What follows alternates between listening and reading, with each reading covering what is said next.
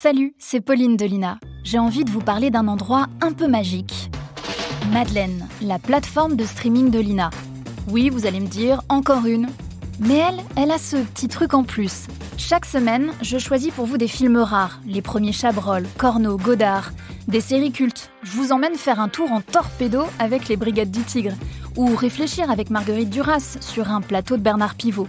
Je vous ai dit qu'on riait sur Madeleine, avec Jacqueline Maillan, Maria Pacôme, les reines du théâtre. Madeleine, c'est tout ce que la télé a fait de mieux, en long et en illimité. 2,99€ par mois sur tous vos écrans, sans engagement, et en plus, le premier mois est offert. Alors vous venez ? À très vite sur Madeleine. Ina, podcast.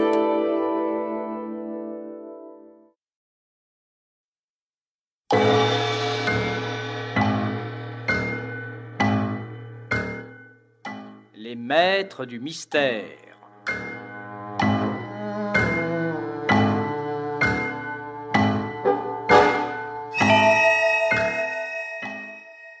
Germaine Beaumont et Pierre Billard ont choisi pour vous ce soir Le fantôme de la voie ferrée, un film radiophonique de Germaine Beaumont d'après une nouvelle de Charles Dickens, avec Michel Bouquet, Robert Murzeau, Guy Pierrot, Raymond Pélissier, Jean-Charles Thibault et Marcel Lestan.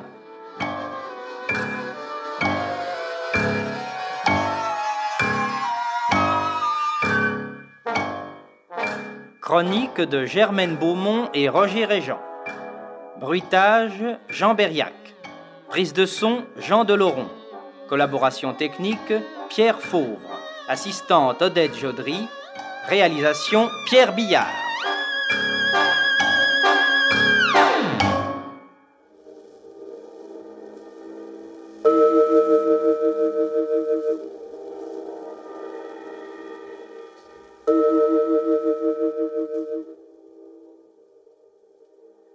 Voyons un peu. Je crois bien qu'avec ma manie toute neuve d'exploration, je me suis perdu. Je voulais suivre la voie numéro 1, et elle a l'air de tourner sous un tunnel. Mon ami, tu as trop vécu dans d'étroites limites pendant toute ta vie. Tu n'es pas capable de te diriger au grand air. Pourtant, je vois bien les rails en contrebas, mais tellement enfoncés, et au fond de parois si hautes, si glissantes. Quel étrange endroit. Et personne à l'horizon. Oh, mais si. Un homme qui m'a l'air d'être un employé de la ligne. Me voilà sauvé. Oh là! Oh là! Vous là-bas! Oui, c'est bien un employé. À la porte d'une petite cabine, avec à la main un drapeau roulé. Il n'a pas l'air de m'entendre car il ne lève pas la tête mais regarde le long de la voie ferrée comme c'est bizarre. À moins bien entendu que cette tranchée si profonde ne dénature le son, ou qu'il ne soit aveuglé comme moi par ce soleil couchant si terriblement rouge. Mais non. Le soleil me gêne et m'empêchait de le voir. Lui, au contraire, est déjà enveloppé par l'ombre. Oh là! Oh là! Ah! Cette fois, il a l'air de m'avoir entendu. Il lève la tête. Oh là! Mon ami! Y a-t-il un sentier qui me permette de descendre? Je voudrais vous parler. Dieu, quelle vibration, quel bruit! Ah, tout simplement un train. Voilà que les trains me font peur maintenant. Il est passé. Oh là! Vous d'en bas! Y a-t-il un chemin pour descendre? Par là. Plus haut, monsieur, dans la direction de mon drapeau. Ah oui, je vois. Merci, merci. Ça va. Voilà le sentier. Ouais. Quand je dis que ça va, c'est dans la mesure où je ne vais pas me rompre les os en descendant cette espèce d'échelle en zigzag. Hop! Et glissante! En plus, ce citoyen n'a pas l'air content de me voir. Oh, mais pas du tout. Il me regarde comme si je venais lui voler un de ses trains. Comment peut-on vivre dans cette tranchée humide et qui sent le tombeau? Monsieur le signaleur, me voici arrivé à bon port. Permettez-moi de vous saluer. Vous occupez là, ce me semble, un poste bien solitaire. Il a retenu mon attention pendant que je suivais le chemin sur la crête.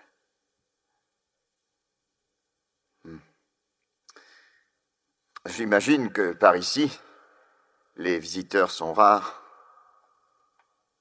J'espère que vous ne classez pas ces raretés parmi les personnes indésirables.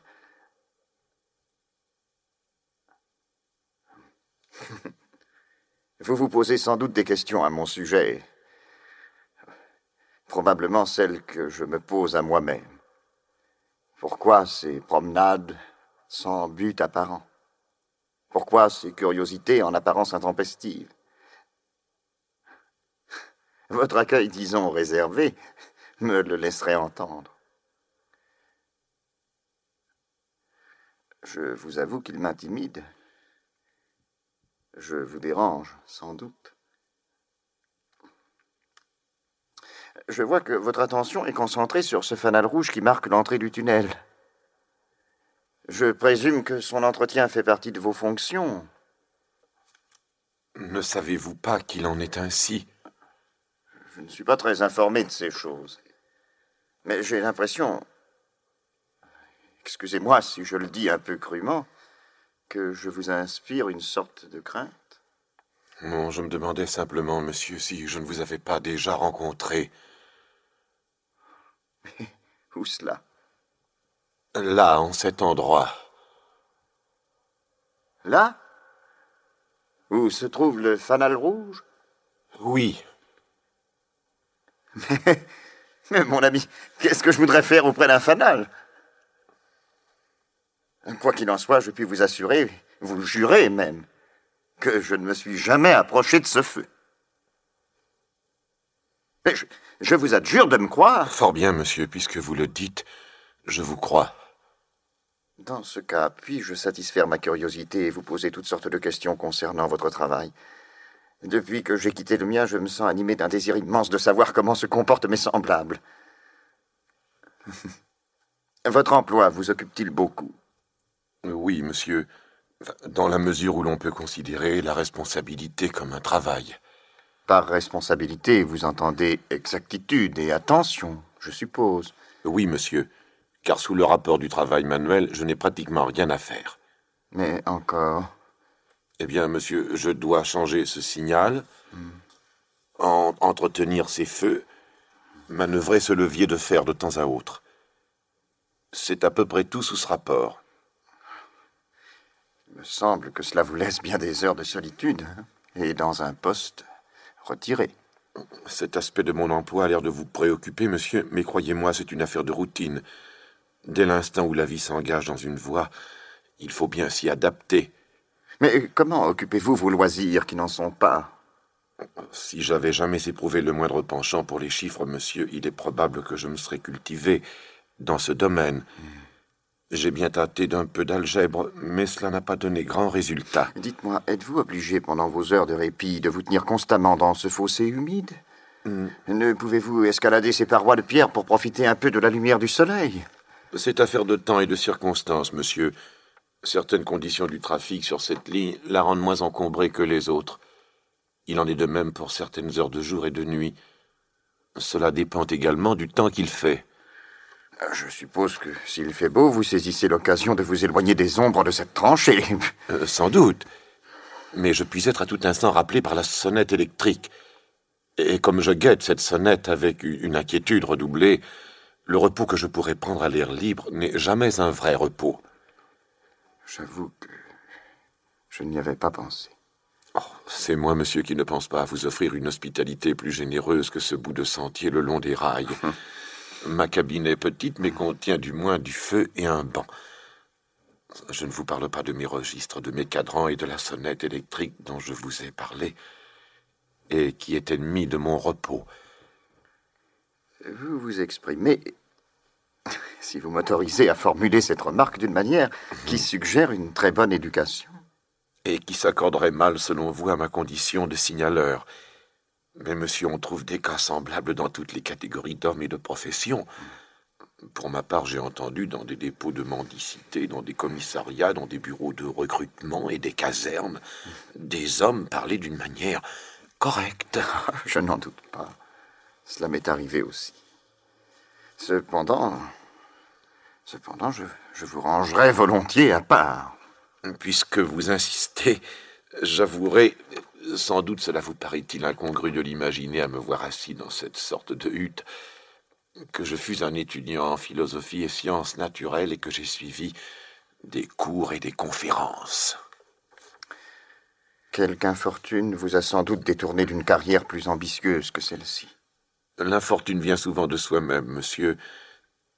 J'étais jeune et j'ai mené une vie assez folle. J'ai gaspillé mes chances. Puis j'ai commencé à glisser le long d'une pente qu'il n'est pas facile de remonter. En fait, je ne l'ai jamais remontée. Mais je ne me plains pas. Comme on fait son lit, on se couche. Il est trop tard maintenant pour faire un autre lit. Le ton dont vous dites cela me laisse pourtant à penser qu'il y a encore beaucoup de ressources en vous. Et même que vous pouvez espérer en une meilleure chance.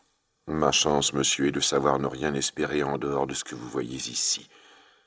Ma vie se déroule entre ce feu, cette table, le grelottement de ce petit timbre électrique. Vous m'avez vu dans l'exercice de mes fonctions. Vous m'avez vu pendant que je vous parlais déchiffrer des messages, envoyer des réponses. Je vous ai vu aussi montrer votre drapeau à un train qui passait et même échanger quelques paroles avec le conducteur du train. J'ai constaté votre zèle et votre vigilance, interrompant nos propos à une syllabe près et laissant le silence s'interposer entre nous le temps d'assurer vos obligations. Permettez-moi de vous dire que vous paraissez être l'homme le plus sûr qui soit.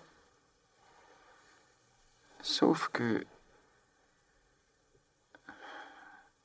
Mais non, je ne vois pas d'exception à cette impression générale. Exprimez-la cependant, monsieur. Pas d'exception, dis-je. Puisque vous insistez, sinon qu'à 2 reprises, vous avez regardé d'un air très particulier ce petit timbre électrique à un moment où, justement, il ne sonnait pas. Ne vous ai-je pas dit, monsieur, au début de notre entretien, que ce timbre électrique jouait professionnellement dans ma vie d'employé sur cette ligne un rôle important? Mais à 2 reprises, bien que le timbre n'ait pas sonné, vous avez rouvert la porte qui nous protégeait contre l'humidité malsaine du dehors et vous avez observé attentivement le fanal rouge à l'entrée du tunnel. Sans doute les 2 actions étaient-elles en fonction l'une de l'autre, monsieur. Mais non que vous reveniez vers moi d'un air si indéfinissablement soucieux et lointain. À cela près, je pourrais affirmer que j'ai vu en vous un homme satisfait de son sort. Si c'est une manière de m'inciter à vous confier plus de choses que je ne le souhaiterais, vous avez réussi, monsieur. Car je confesse que je suis troublé. Oui, monsieur, très troublé. Oh, Seigneur, que m'avez-vous fait dire? Si seulement je pouvais rattraper ces paroles. Les paroles ne se rattrapent jamais. Mais celles que vous avez prononcées, ne les regrettez pas si elles vous apportent quelque soulagement. Vous pouvez avoir toute confiance en moi, mon ami. Pourquoi êtes-vous troublé? Mais qu'est-ce qui vous trouble? C'est difficile à dire, monsieur. C'est une chose dont il est très difficile de parler. Si jamais vous aviez l'intention de me rendre une autre visite, peut-être alors essaierai-je de vous dire ce qui me tourmente. Vous allez au-devant de mes désirs. J'ai la ferme intention de revenir ici. Dites-moi quand je pourrai le faire sans vous déranger. Je quitte mon travail tôt le matin, mais je le reprendrai à 10h du soir demain, monsieur. Alors, je reviendrai à 11h. Je vous remercie. Et maintenant, je vais me servir de ma lumière blanche pour vous éclairer jusqu'à ce que vous ayez retrouvé votre sentier. Mais, quand vous l'aurez trouvé, ne m'appelez pas. Et ne m'appelez pas non plus quand vous serez de nouveau sur la crête. J'insiste, monsieur, j'insiste. Surtout, ne m'appelez pas. Il en sera fait comme vous le désirez. Et quand vous reviendrez demain soir, puisque vous avez la bonté de revenir, ne m'appelez pas davantage. C'est entendu, c'est entendu. Une dernière question, monsieur. Qu'est-ce qui vous a fait crier « Hola, hola, vous là-bas » quand vous êtes arrivé tout à l'heure? Je criais quelque chose de ce genre? Pas de ce genre, mais réellement.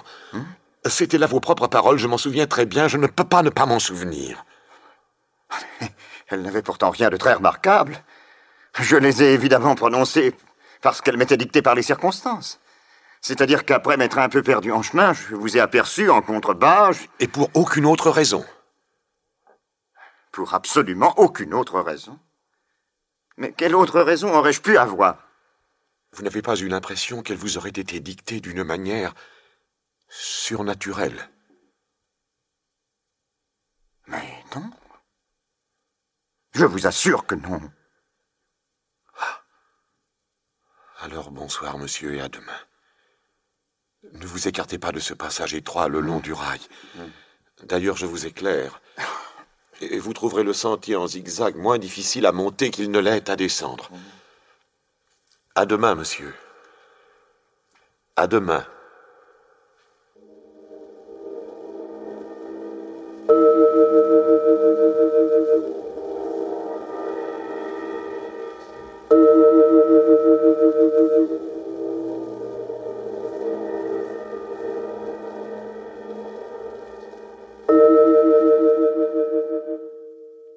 Si l'on m'avait dit qu'une personne aussi simple, aussi normale qu'un signaleur sur une voie de chemin de fer, même profondément humide et encaissée, m'empêcherait de dormir, on m'aurait plutôt abasourdi.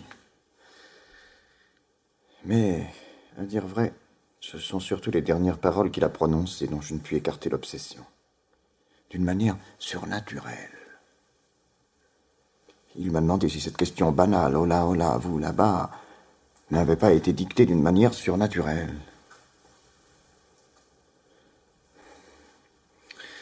Je ferais bien mieux de me faire apporter un petit déjeuner bien substantiel, bien ordinaire, qui me remettrait dans la solidité, dans la banalité des actes quotidiens. Au fait, le garçon de l'hôtel m'a paru assez dégourdi. Il connaît peut-être l'homme qui me préoccupe. Ah, entrez. Vous m'avez demandé, monsieur? Vous avez besoin de quelque chose? D'un copieux breakfast et d'un petit renseignement. Lequel en premier, monsieur? Breakfast. Je cours, monsieur, je cours. On est justement en train de frire le bacon et les œufs. Mais vous voudrez bien retenir que je suis arrivé dès votre coup de sonnette et que maintenant, je cours chercher votre repas. Rien de plus naturel. Je commence à me demander ce qui dans cette ville est naturel ou ne l'est pas. Naturel, surnaturel. Mais qui aurait bien pu me dicter de héler cet employé de la compagnie? Je le saurai ce soir, évidemment. Mais les journées ont une longueur double quand on attend une réponse qui ne doit venir que le soir. Entrez, Jim. Et vous remarquerez que j'arrive à toute vitesse avec votre déjeuner, monsieur. Que je ne vous ai fait attendre ni pour la commande, ni pour la livraison. Vous avez l'air de considérer cela comme un exploit. En général, on considère cela comme une habitude, non? Oh, pas à Mugby, monsieur. Pas si vous aviez été comme moi employé au buffet de la gare de Mugby. Mais quand je suis arrivé à Mugby, je n'ai pas remarqué qu'il y eût un buffet. C'est qu'il a été fermé, monsieur. Fermé il y a 2 ans. Eh, il y a eu du changement dans cette ville depuis 2 ans, monsieur. Moi qui en suis né natif, je puis vous l'affirmer. Né natif. Voilà qui est intéressant. Mais dites-moi, pourquoi a-t-il été fermé, ce buffet? Double décès, monsieur, et vivement ressenti par la population ferroviaire, si je puis dire. Décès de la clientèle d'abord et de la patronne ensuite. Cela me paraît fort tragique. Surtout pour la patronne, monsieur. Elle a eu un coup de sang. Parce qu'elle n'avait plus de clients? Non, monsieur, non, parce qu'elle avait des principes. De plus en plus obscur, Jim. Je suppose que cette dame à principe était très âgée. Non, monsieur, pas du tout. C'était même une belle femme. Ce qu'on appelle la fleur de l'âge. Seulement, elle avait des principes. Et quand elle a vu comment on traitait les principes à l'étranger, elle est revenue ici pour mourir. Et morte, elle est devenue. Morte comme un hareng fumé, monsieur. Même que ses dernières paroles, c'était « J'aime mieux mourir que servir ». Servir qui? Servir à quoi? Servir la clientèle, monsieur. Ça n'était pas dans son idée de servir la clientèle. Elle avait sa fierté, monsieur. Sa fierté, c'était de ne pas servir. C'est une façon originale d'envisager la profession de restaurateur, Jim. Pourquoi cette dame est-elle allée à l'étranger? Pour voir s'il n'y avait pas là-bas une meilleure façon de remettre la clientèle à sa place, en lui faisant bien comprendre qu'elle n'était pas là pour être servie. Et elle a fait, comme qui dirait, une tournée des buffets de gare en France. Eh bien, monsieur, vous me croirez, il fonctionnait. Il paraît que là-bas, on reçoit gracieusement les voyageurs qui prétendent se restaurer et qu'on leur donne autre chose que des cakes à la sueur de bois. Et même qu'ils ne sont pas obligés d'aller les chercher eux-mêmes sur le comptoir. Enfin, monsieur, même les sandwichs là-bas sont frais. Oh. Oui. À ce qu'elle nous a affirmé à son retour, cette pauvre dame, on les coupe dans du pain frais et on met du jambon frais dedans. Intolérable, intolérable. J'avais en effet entendu autrefois parler de votre buffet de gare comme d'une curiosité. Mais je vois avec plaisir qu'en changeant d'établissement, vous avez changé de méthode. Je vous en félicite et je m'en félicite. Oh, j'ai eu du mal, monsieur. Oh, j'en ai eu du mal. Quand on a été dressé à ne jamais répondre à quelqu'un qui demande quelque chose, c'est toute une éducation que d'être prêt à rendre service. Voilà qui me ramène au début de notre entretien. Seriez-vous prêt à me rendre le service d'un petit renseignement? Pour sûr, monsieur. C'est moins fatigant que de monter les étages. Puisque vous êtes du pays et que vous connaissez évidemment tout le monde ici et que vous avez, disons, travaillé dans la gare de Mugby, connaissez-vous le signaleur de la ligne numéro 1? Si je le connais, je crois bien, monsieur. Excellent, mais qu'est-ce que vous savez sur lui? Rien. Alors vous ne le connaissez pas bien puisque vous ne savez rien. Il n'y a rien à savoir, monsieur. Il loge chez l'habitant, enfin chez une dame veuve qui loue des chambres à des personnes du réseau, et il n'est pas causant. Alors comment peut-on connaître quelqu'un qui ne cause pas? Vous auriez pu avoir l'occasion d'échanger 2 mots avec lui et vous faire une opinion. Non, puisqu'il ne cause pas. Il fait bien ses signaux, ça oui, mais pour causer, ça non. Eh bien, je vous remercie, Jim. Vous pouvez emporter ce plateau. Je cours, monsieur, je cours.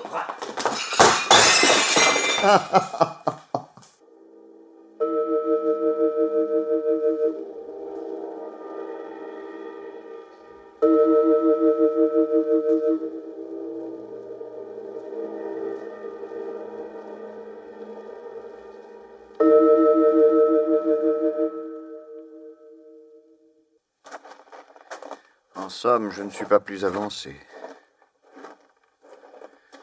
J'aurais dû m'en douter. Un homme taciturne, voué à un travail solitaire. Un fonctionnaire zélé et respectable. Quelqu'un qui échappe en somme à toute attention et à toute critique, jusqu'au moment où il a l'imprudence de prononcer le mot surnaturel. J'aurais peut-être dû interroger sa logeuse. Oh, c'eût été manquer de confiance, et cet homme a confiance en moi. Bon. Ah, voici l'affreux sentier en zigzag. Les cloches de la ville sonnent 11 heures au loin. Je suis exact. Ah, voici la lumière blanche au pied de l'escarpement. Ce visage taciturne éclairé de côté par cette lumière. Cet homme serait beau s'il ne semblait terrorisé. Ah, bonjour mon ami. Je suis exact. Entendez l'heure. Et obéissant. Je ne vous ai pas appelé. Mais j'ai licence de vous parler à ma guise maintenant que nous sommes réunis. Certes, monsieur, tout à votre aise. Alors, bonne nuit. Et voici ma main. Bonne nuit, monsieur. Voici la mienne. Maintenant, suivez-moi jusqu'à la cabine, vos pas dans les miens. Il n'y a d'ailleurs rien à craindre. Aucun train ne passe à cette heure. Je reconnais qu'ils effraient quand on n'y est pas habitué.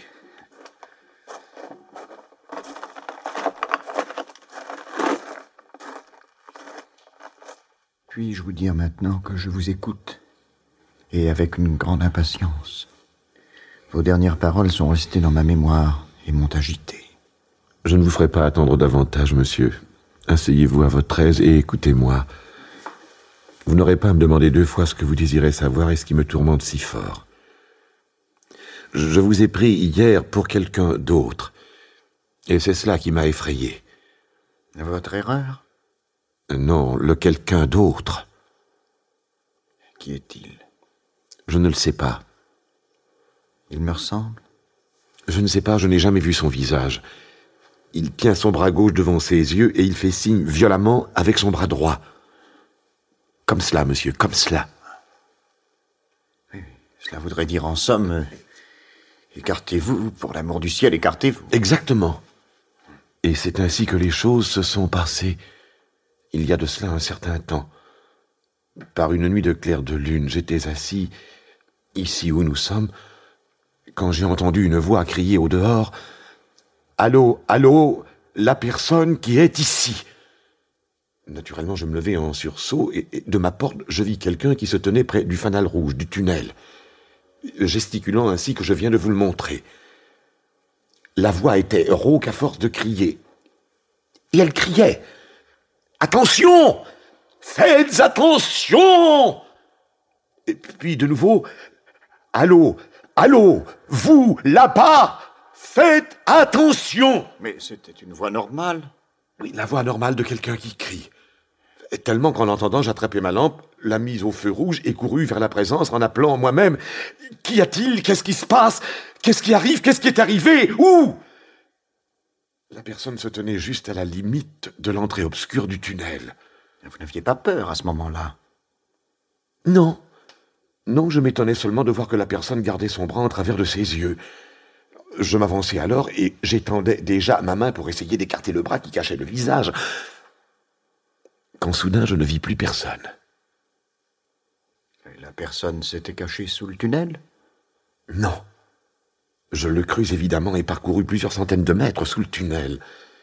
Je voyais les signalisations régulièrement espacées. Je voyais les taches d'humidité le long des murs et j'entendais l'eau qui s'égouttait du haut de la voûte. Mais vous ne voyez rien d'autre? Rien. Je sortis alors en courant, plus vite, croyez-le, que lorsque j'étais entré, car le lieu m'inspirait une horreur mortelle. Dehors, le fanal rouge était toujours là. Je prospectais tout autour de ce fanal avec ma propre lampe rouge. Je gravis même l'échelle de fer jusqu'à la galerie, au-dessus du fanal. Puis je redescendis et courus jusqu'ici. Pour signaler ce que vous aviez vu? Tout juste. Pour signaler ce que j'avais vu et entendu. Je téléphonai du haut en bas de la ligne en disant « Il y a eu une alarme ici. Est-ce que quelque chose de grave est arrivé ?» Mais des deux côtés, on me répondit « Rien à signaler. » Je comprends votre émotion, car cette aventure est en effet des plus étranges. Mais ce que je puis vous proposer comme explication est ceci. La personne que vous avez cru voir était une hallucination de la vue. Sans doute s'agissait-il de quelque défectuosité dans l'état de vos nerfs optiques, et vous n'êtes certainement pas le seul que des épreuves de ce genre, dues sans doute à la fatigue, atteignent passagèrement. Quant au bruit qui accompagnait cette vision, écoutez plutôt le vent qui siffle dans cette inhumaine vallée, écoutez les sons de harpes sauvages qui l'arrachent au fil télégraphique. Et je ne dis pas non, monsieur. De telles choses sont possibles. Personne mieux que moi ne connaît la chanson du vent dans les fils. Personne mieux que moi qui ai passé tant de nuits d'hiver à les écouter, tandis que je guettais le passage des trains du fond de ma cabine. Mais je ne vous ai pas raconté toute l'histoire. Non, je n'ai pas fini de vous raconter l'histoire. Excusez-moi de vous avoir interrompu. J'avais hâte de vous rassurer. Continuez, je vous prie. C'est environ 6 heures après l'apparition que survint l'épouvantable accident de chemin de fer qui désola cette ligne. Pendant 10 heures, monsieur, les blessés et les morts furent apportés à travers le tunnel jusqu'à l'endroit même où se tenait l'apparition. Et vous n'avez pas pensé que ce pouvait être une coïncidence, et assez effrayante, certes, pour frapper votre esprit? Vous connaissez aussi bien que moi l'étrangeté des coïncidences, elles ne cesseront jamais de nous émouvoir. Banales, elles amusent parfois. Dramatiques, nous devons reconnaître leur pouvoir de suggestion. Je suis bien obligé d'admettre toutefois que des gens qui se croient des piliers de bon sens se refusent à admettre les coïncidences dans leur conception des plans normaux de la vie. L'histoire ne s'arrête pas là. Ne dites pas qu'il y a autre chose. Si, il y a encore autre chose. Tout ce que je viens de vous raconter se passait l'année dernière. 6 ou 7 mois s'écoulèrent et je commençais à me remettre de la surprise et du choc que j'avais éprouvé. Je m'efforçais même de raisonner comme vous venez de le faire.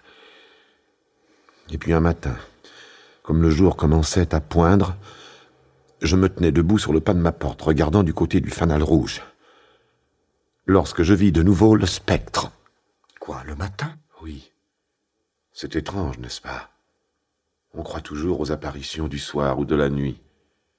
Et sans doute beaucoup de ces apparitions naissent de la fatigue d'une journée ou des fantasmagories que créent les ombres. Oui, vous voyez, je suis prêt à le reconnaître.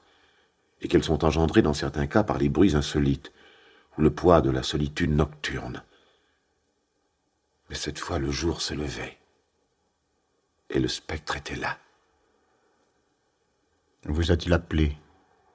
Non, il était silencieux. A-t-il agité son bras? Non. Alors, que faisait-il? Rien. Il était appuyé contre le pilier qui supporte le fanal. Et il avait les deux mains posées sur son visage, comme ceci. Ah oui, je vois. Comme les figures voilées ou comme les pleureurs des tombeaux. C'est cela, monsieur, comme les pleureurs des tombeaux. Qu'avez-vous fait? Êtes-vous allé vers lui comme la fois précédente? Non. Je suis rentré dans cette cabine. D'une part pour rassembler mes esprits, de l'autre pour lutter contre une sorte d'évanouissement. Lorsque je revins à moi, je retournai vers la porte. Le jour s'était levé et le spectre avait disparu. Mais rien n'arriva. Cette vision n'eut pas de conséquences. Il n'y eut pas de nouvel accident. Vous voyez donc... Pardonnez-moi, monsieur, il y eut un nouvel accident et d'une autre nature. Le jour même. Le jour même. Oui. Ce même jour, comme un premier train de voyageurs débouchait du tunnel. Encore un déraillement? Oh non. Mais comme le train passait devant moi, je remarquai à la fenêtre d'un des compartiments donnant de mon côté une sorte d'agitation et de confusion. Je voyais des mains se lever, des gens se penchaient, et puis quelqu'un passa le bras par la vitre pour appeler. Je compris à temps pour donner au conducteur le signal d'arrêt. Il renversa la vapeur et manœuvra ses freins. Mais il s'en fallut de quelques 300 mètres avant qu'il pût arrêter le convoi. Je courus le long du train, et ce faisant, j'entendis sur mon passage des exclamations de détresse et de pitié. Une belle jeune fille venait de mourir subitement dans un des compartiments, celui qui avait attiré mon attention. Et j'avoue... Mais remettez-vous. C'est plus fort que moi, monsieur, je ne puis m'empêcher de revivre cette scène affreuse. On avait descendu la morte, et on l'avait étendue ici, à cet emplacement même qui nous sépare, à même le sol. Je conçois que ce dut être horriblement pénible. Ah oui, horriblement pénible. Ce sont de ces choses qu'on lit d'habitude dans les livres. Mais moi, je le voyais. Si jeune, si belle, et au dire des personnes qui l'accompagnaient, elle n'avait jamais donné aucun signe de cette faiblesse du cœur qui soudain l'avait terrassée. Ce n'était pas quelqu'un d'ici. Quelqu'un dont vous auriez entendu parler, peut-être une parente lointaine. Monsieur, je vis cette jeune personne ce jour-là pour la première et la dernière fois. Et comme en ce moment le vent qui siffle dans les lignes télégraphiques fut son chant funèbre. Vous me troublez profondément. On peut aisément admettre une coïncidence. Lorsqu'elle se répète ou se succède, l'esprit se prend à les examiner. Mais j'insiste pourtant. Vous possédez évidemment une nature sensible à certains phénomènes encore mal définis. Ne croyez-vous pas qu'une certaine disposition en vous crée ce spectre qui aussitôt se matérialise? S'il en est ainsi, monsieur, mon cas est encore plus grave.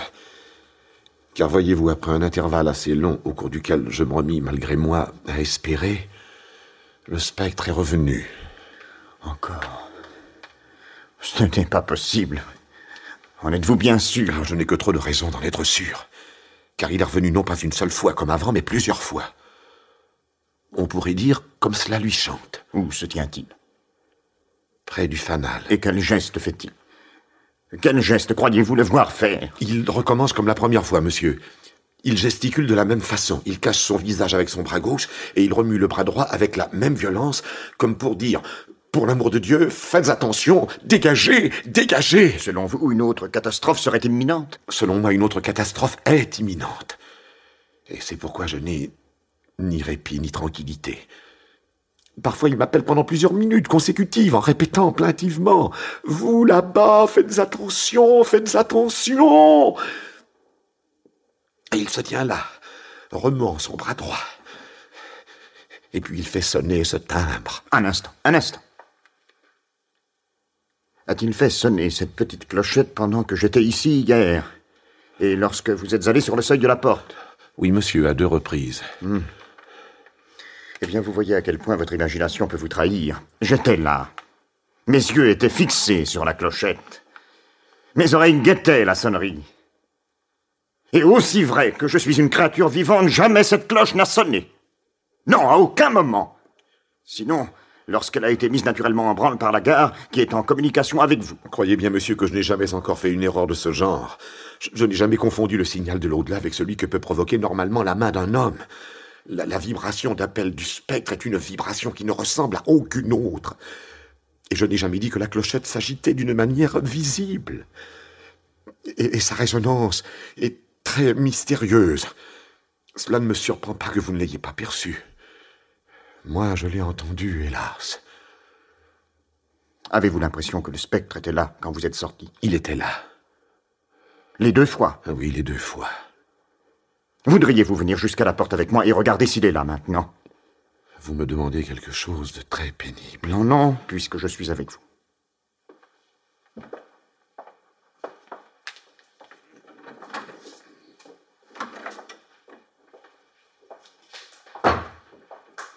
Là, nous sommes sur le seuil. Le fanal rouge est allumé. Voilà la lugubre entrée du tunnel et les hautes murailles de pierre qui encadrent cette entrée. Et voilà au-dessus les brillantes étoiles. Voyez-vous quelque chose d'autre? Regardez bien. Le spectre n'est pas là. Je suis d'accord avec vous. Rentrons dans votre cabine et refermons-en la porte sur les fantasmagories du dehors.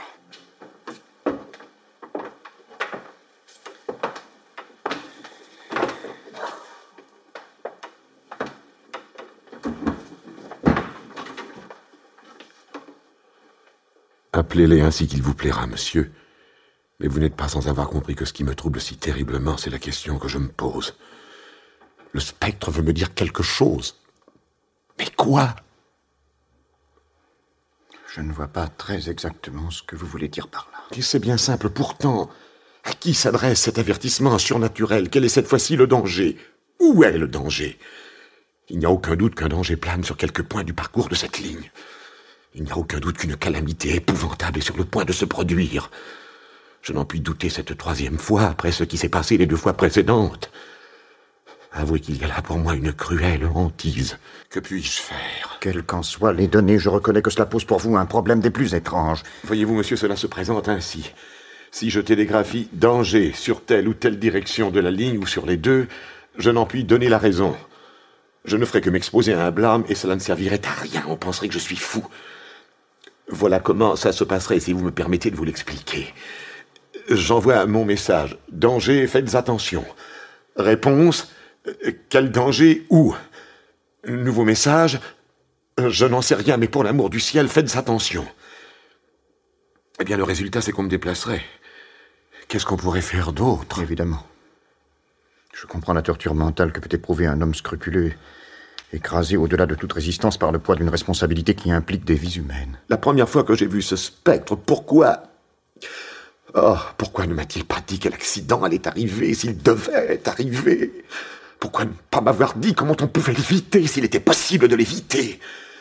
Et quand je l'ai vu pour la 2e fois, alors qu'il cachait son visage, pourquoi ne pas m'avoir dit plutôt elle va mourir et qu'on ne la laisse pas faire ce voyage? Mais le spectre n'a jamais parlé. Rien que par geste, monsieur. Et si vous supposez que les 2 premières fois, le spectre voulait me faire comprendre que ces avertissements étaient réels, de manière à me préparer ainsi pour la 3e, pourquoi ne pas s'exprimer clairement? Qu'allez-vous penser de moi dans tout ceci? Que vous êtes un homme scrupuleux, placé dans les plus invraisemblables circonstances. Oh non, que je suis seulement un pauvre employé responsable, loin de tout, dans ce poste solitaire. Oh, pourquoi ne puis-je aller trouver quelqu'un de compétent qui me croirait et qui aurait le pouvoir d'agir? Que feriez-vous si vous étiez à ma place, monsieur? Dites, que feriez-vous? Je vais vous dire d'abord le fond de ma pensée. Et avant toute autre chose, tranquillisez votre esprit. Vous occupez un poste de responsabilité. Laissons donc de côté toutes les questions de surnaturel ou de réalité. Ne nous occupons que des faits. Je suis certain que quiconque remplit scrupuleusement ses fonctions agit pour le mieux. Même s'il ne comprend pas le sens de ces maudites apparitions. Elles ont eu un sens, pourtant. Elles en auront un autre. C'est possible. Mais me laisserez-vous au moins faire quelque chose pour vous? Volontiers, monsieur. Vous vous êtes montré à mon égard très compréhensif. Et si j'ose dire, très amical. Et vous regrettiez, à l'instant, de n'avoir pas la possibilité de vous adresser à une autorité compétente qui vous écouterait et qui aurait pouvoir d'agir afin de mettre un terme à vos soucis. C'est exact, monsieur. Dans votre esprit, vous pensiez inévitablement à quelqu'un de cette compagnie occupant un poste assez élevé pour prendre certaines décisions. Cette personne, vous ne savez comment la joindre, ni peut-être qui elle est. Car ce n'est pas seulement quelqu'un d'important qu'il vous faut, mais aussi quelqu'un d'humain. Pour vous comprendre comme je le fais moi-même, croyez-le. Qui que ce soit, il faudrait faire vite, monsieur. Et si une telle personne existait, trouver le temps pour lui parler. Je ne le puis, étant tenu ici par mes fonctions. C'est pourquoi, en attendant de faire les recherches puis les démarches nécessaires dans le cadre de votre compagnie, j'aimerais vous suggérer une autre idée. Une solution en quelque sorte intermédiaire et provisoire, mais qui serait un pas en avant, en quelque sorte pour vous sortir de vos ennuis. Cette idée m'est venue en vous entendant parler de votre angoisse et de votre fatigue. Je vous écoute, monsieur. Mais pourquoi ne consulteriez-vous pas un médecin? Mais... Ne vous méprenez pas sur mes intentions. Il ne s'agirait pas d'une consultation officielle, mais d'une conversation que vous pourriez avoir ici même avec un praticien plus apte à déceler des symptômes que nous ne le sommes, vous et moi. Je crois qu'il y a dans votre cas un élément d'obsession nerveuse qui a provoqué des phénomènes d'un ordre particulier et qui nous échappe. À qui n'est-il arrivé d'élever de ces échafaudages fragiles, comme les châteaux de cartes que construisent les enfants, si fragiles qu'ils soient, toute leur attention s'y concentre, mais un souffle d'air renverse l'édifice et libère l'esprit. Il y a du vrai dans ce que vous dites, monsieur. Mais quel médecin consentirait à venir ici pendant mes rares heures de loisir? Quel médecin m'écouterait patiemment? J'en fais mon affaire. Tout ce que je vous demande, quand j'aurai trouvé la personne qu'il faut, c'est de me promettre que vous lui parlerez sans réticence comme vous l'avez fait avec moi, avec le même abandon. Si j'étais sûr de votre présence lors de cet entretien, j'accepterais car vous seriez garant de ma bonne foi. Mais monsieur, il faut faire vite avant qu'il ne soit trop tard. Et d'ailleurs, de quel secours me serait une telle intervention? Je puis vous le dire aisément. Le témoignage du médecin serait d'un grand poids auprès de la compagnie. Et s'il insiste, par exemple, non sur le côté surnaturel qui vous préoccupe, mais sur l'état de votre santé, de vos nerfs, soumis depuis longtemps à une rude épreuve et dans un endroit particulièrement malsain, je crois que vous obtiendriez un congé ou un déplacement. Les deux, peut-être. Vous échapperiez ainsi à votre hantise. C'est très raisonnable et très généreux de votre part d'avoir pensé à cela, monsieur. J'en suis confus. Mais je vous le répète, il faut faire vite. Je sens que le danger se rapproche et je ne trouve plus en moi le courage nécessaire pour faire face à une nouvelle épreuve. En outre, tourmenté comme je le suis, comment parviendrai-je longtemps encore à m'acquitter de mon travail? J'ai beau n'occuper qu'une situation modeste, elle a, comme vous l'avez vu, ses responsabilités, qui sont grandes. Et je ne voudrais pas commettre sous l'empire de ma terreur une erreur fatale. Je ne cesse de trembler à l'idée que le malheur pourrait venir de moi. Eh bien, dès demain, tout sera réglé, je vous le promets. Je connais en ville, pour l'y avoir rencontré à 2 reprises, un jeune médecin dont l'intelligence et la sagacité m'ont frappé. Je me fais fort d'obtenir qu'il m'accompagne ici. Dites-moi seulement à quelle heure je pourrais l'amener. Que Dieu vous bénisse, monsieur, pour la part que vous prenez à mes malheurs. Il se trouve que demain, un changement dans mon horaire me donnera 2 heures de liberté, juste après le coucher du soleil. Je n'aurai donc pas à éclairer votre chemin, et je vous attendrai paisiblement. Monsieur, voici ma main. Voici la mienne. À demain, mon ami.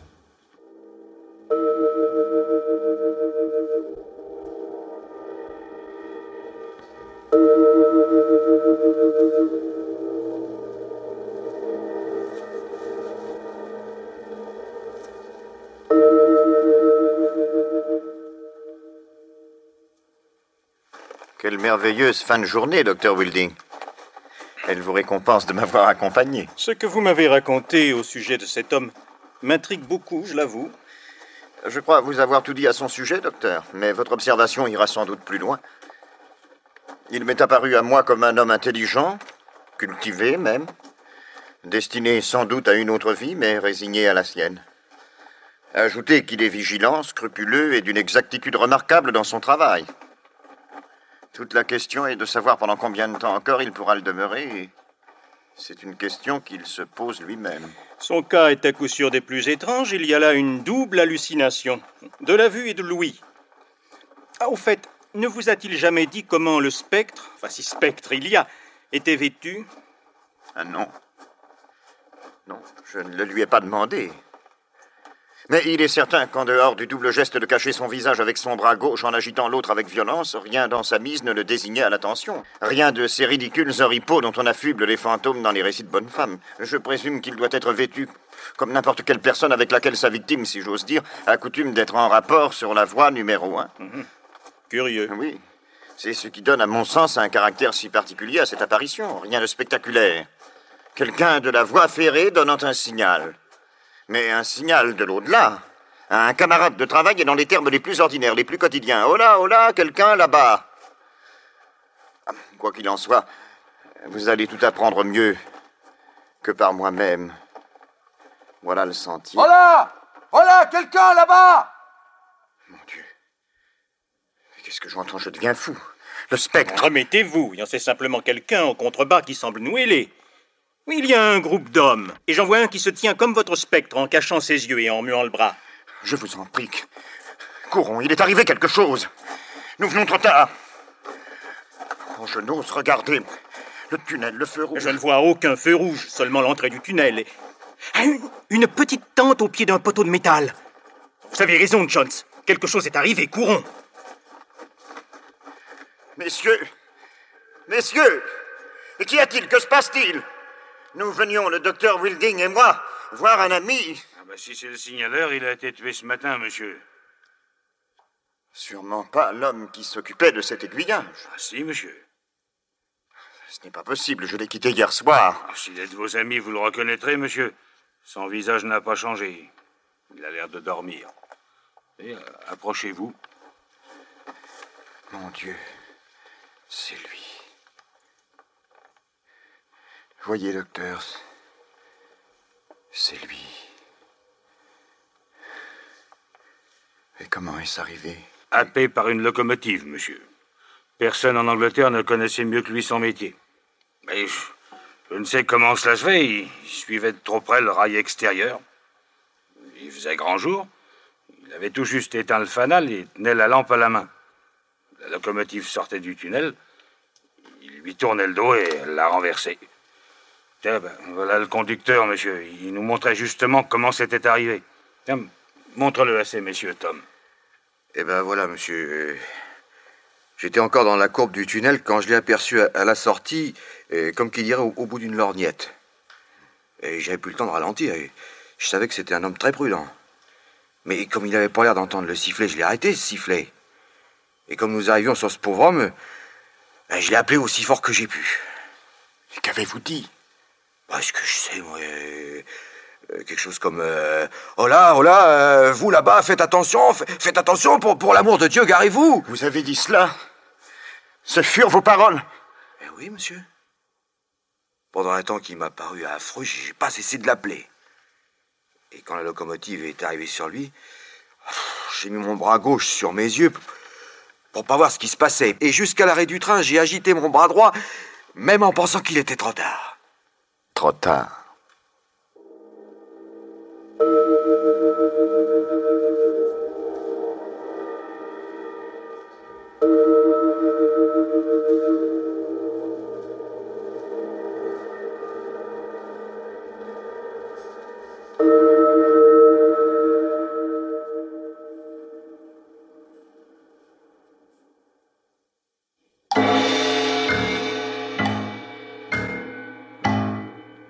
Les maîtres du mystère.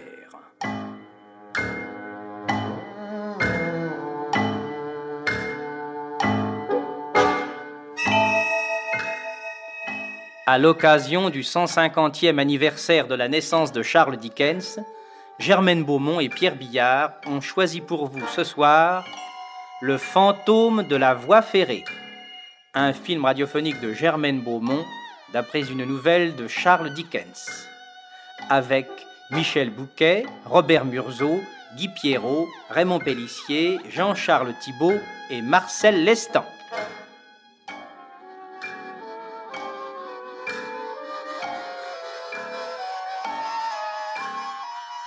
Chronique de Germaine Beaumont et Roger Régent. Bruitage, Jean Berriac. Prise de son, Jean Deloron. Collaboration technique, Pierre Fauvre. Assistante, Odette Jodry. Réalisation, Pierre Billard.